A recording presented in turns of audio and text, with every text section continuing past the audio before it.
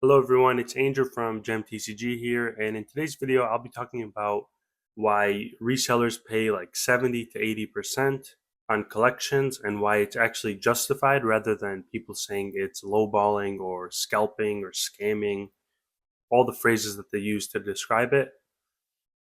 And for resellers, you could use this video for like justification on if people are asking you how it's fair to pay 70%. And then also for people that maybe don't think it's fair that people pay 70% market, this video will be there to explain how it all works and how the numbers work. And I'll be going through a bunch of examples on a person selling a collection one by one on eBay or tcgplayer, and then a person just selling it all at once to a reseller for 70% market price. And also, I want to thank you all for getting the channel to 3,000 subscribers. I'm very surprised that I was able to grow this channel this quickly because I started in January and I did not expect like this many people to enjoy the videos that I make. So thank you all for getting it to 3,000 subscribers. And I am doing that giveaway if you want to check out the post I made today for the details. So yeah, thank you all for that.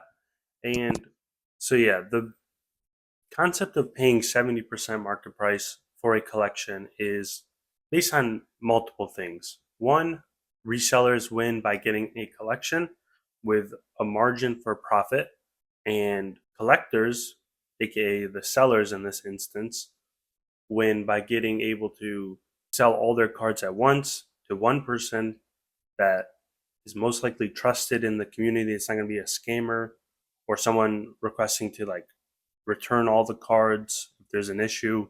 And it's much more simple. They get all their money at once. They don't have to sell a card one by one, make a bunch of different listings on eBay or tcgplayer, and then go through all that process and get a bunch of shipping supplies, a whole bunch of work. So it's kind of a win-win for both. Obviously, the seller doesn't get as much profit as they would if they were to sell it one by one, but that's where the trade-off is, because for most people, it makes more sense to sell everything at once at like 70% rather than selling one by one hundreds of cards. And after fees and shipping, you're netting 80% probably, because like fees would be like 13 to 15%. And then shipping, depending on how expensive the card is going to be a big chunk of that percentage. So when you see people justify it with like the fees and they say, oh, if I sell it on eBay, I'm only losing 15%, but if I sell it at 70% market, I'm losing 30%.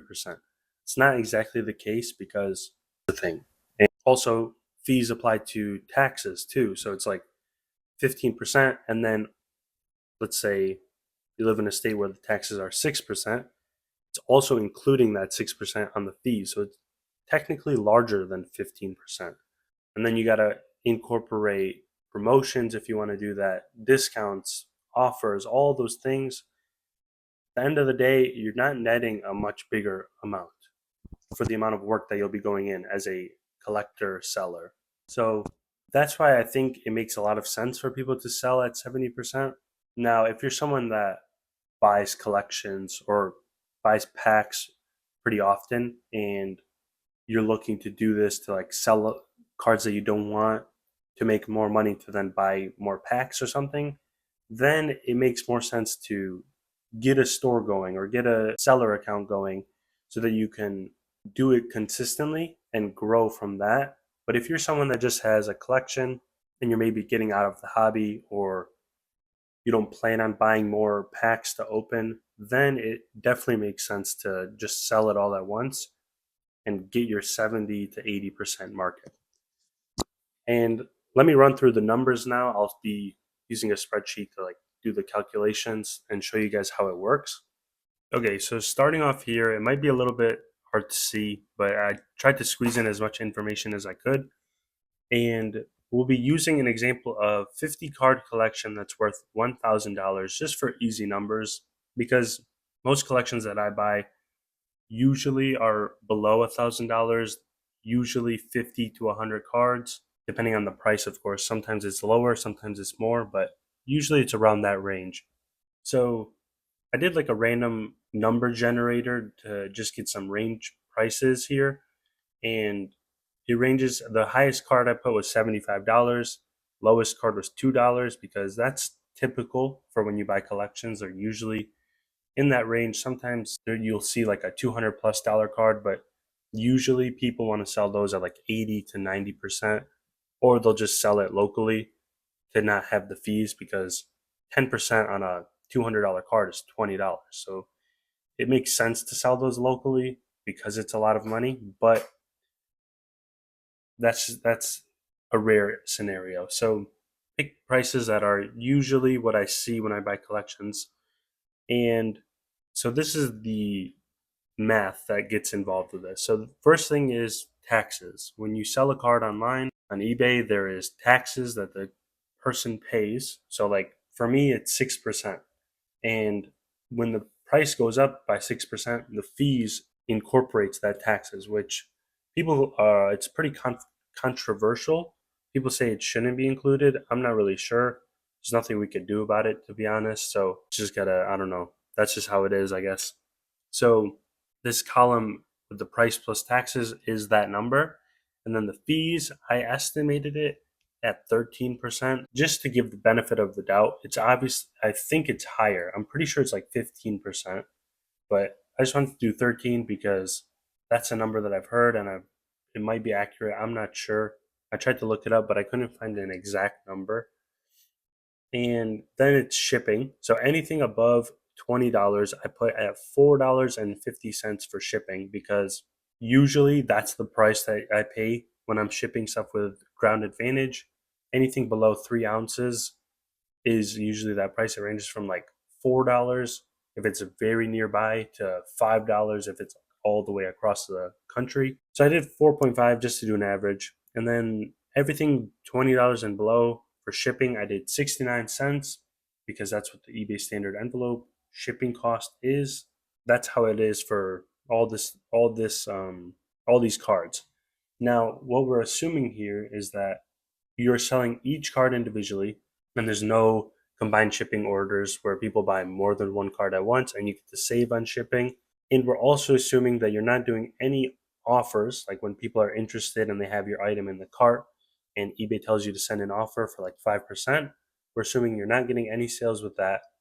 And also that you are not promoting your items. Now, promoting is very important to get sales on eBay, and the minimum you could do is 2%. But just for simplicity, we are not including those numbers. And we're also not including shipping supplies because it's pretty minimal and it can range very heavily depending on how you ship and where you buy your product. So I didn't include those either. So those are all the expenses that I'm including: taxes, fees, and shipping. Now, we're not including inventory cost because assuming you're just a regular collector, you got these cards from packs, and it's not like you paid market price for these cards. You got them from packs, so that price varies very heavily depending on how many packs you buy, what your luck was when you were opening them. So we're just looking at what you get as a net after the shipping and the fees and like selling the card, not profit from buying and selling the card. And then the net profit is obviously the price that you sold it for plus the taxes minus the fees and the shipping. So this first column that says net profit is that number. And that's assuming you are selling at free shipping. That means you're not charging any shipping for your cards because, to be honest, it is very hard to get a sale when you're charging shipping. And most people would rather pay extra and get free shipping rather than pay the same amount, but they're paying for shipping. So, like, if a card is $5 with $1 shipping, they'd rather buy the card that's $6 with free shipping. It's the same number, of course, but mentally, people are more willing to pay for that free shipping one. And so the net profit in total, if you sell for free shipping, is $600.04. Now, that's you going through all this work to list 50 cards, ship them one by one, go to the post office or put in your mailbox, whatever, every single time you get a sale. And you're doing all that work to get basically 60% market. So you're actually lower than 70%. And then someone can make the argument, okay, what if I charge shipping on all of my cards? So instead of losing all these shipping costs, you're going to charge that much in a premium or like in extra cost. And even if you charge shipping on every single thing so that you're not losing money on the shipping, your net profit is $661.21. So even still, you're going through all that work to net 66% market when you could just sell it all at once at 70% market, less headache, less time involved. So much benefits to just selling it at a percentage rather than selling it all one by one on your own. And one thing I talk about is selling it at a premium and selling like higher than market price individually. Like that's what I do. But if you're just starting off, it's very hard to sell at above market price because you have no feedback. People are less willing to buy from you, and eBay will most likely promote your products less than a bigger seller with more feedback. So that's another reason why it doesn't make sense. And now let's look at if you were to just sell it to a reseller or like a store for 70% market price. So we're still going with the 50 cards, $1,000 total, because most stores are willing to pay 70% or even higher sometimes on a collection where the average cost or average price is $20 plus. So like for me, if a collection is worth however much, but the average price is $10 per card, I have no problem paying 70% market. And you'll find that for most people too. So let's do the math. 70% of $1,700.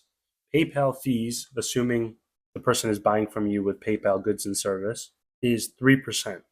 I'm pretty sure it's 3% last time I checked, which is $21. And then to ship 50 cards using something like Pirate Ship, it's like $5 to ship that many cards, which is very cheap. Like shipping costs don't really vary from 1 ounce to 1 pound. It's usually around the same cost regardless, maybe like $1 or two difference. So shipping in big bundles like that is very cost efficient with the shipping cost. And after shipping and the PayPal fees, your net profit is $674. So yeah, it's not exactly 70% because of the fees and the shipping, but it's more like 67%. And then when you compare it back to the original, if you were to sell it all one by one with free shipping, you're netting $600 or 60%.